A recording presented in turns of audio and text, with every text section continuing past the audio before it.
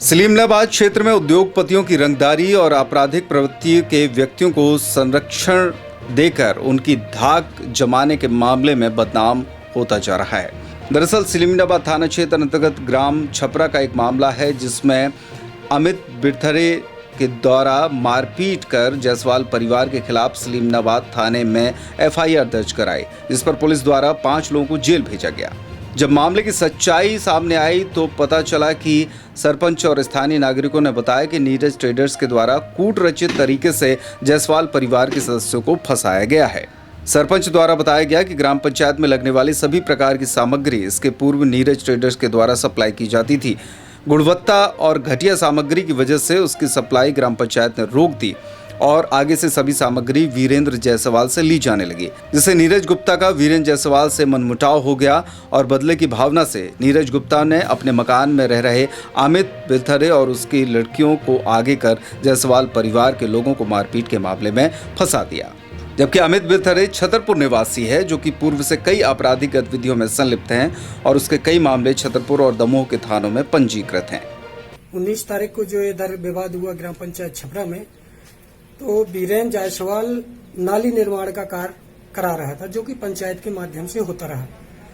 वो किसी कारण बस उधर वेल्डिंग मशीन थी, वेल्डिंग मशीन नीरज गुप्ता के मकान में संचालित हो रही थी। उसके पास वो गया था कि मेरे को पटरा चाहिए उसमें नाली में लगाने के लिए। तो उधर जो किराए से रह रहा था, बिल खड़े करके कोई बाहरी, उसके द्वारा उससे गाली गलौज और झीना झपटी की गई, जबकि वो नीरज गुप्ता के मकान में रहता रहा है और आज तक पंचायत में किसी प्रकार की कोई जानकारी नहीं दी गई, न नीरज गुप्ता द्वारा और न जो वो व्यक्ति उधर किराए से रह रहा है।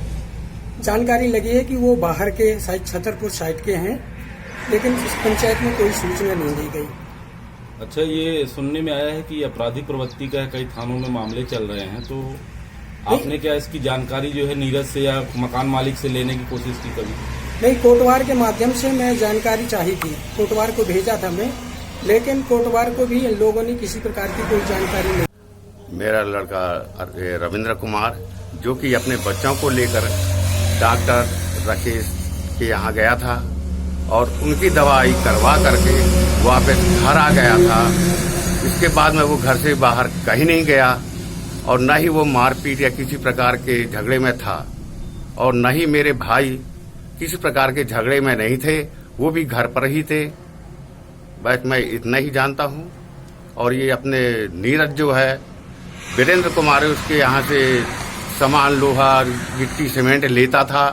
वो सुना था कि बाद में बंद कर दिया है, तो हो सकता है वो बदले की भावना को लेकर के वीरेंद्र से वातावरण या जैसे भी हुआ हो, तो उसी भावना से वो लेकर के उसको फंसाया गया।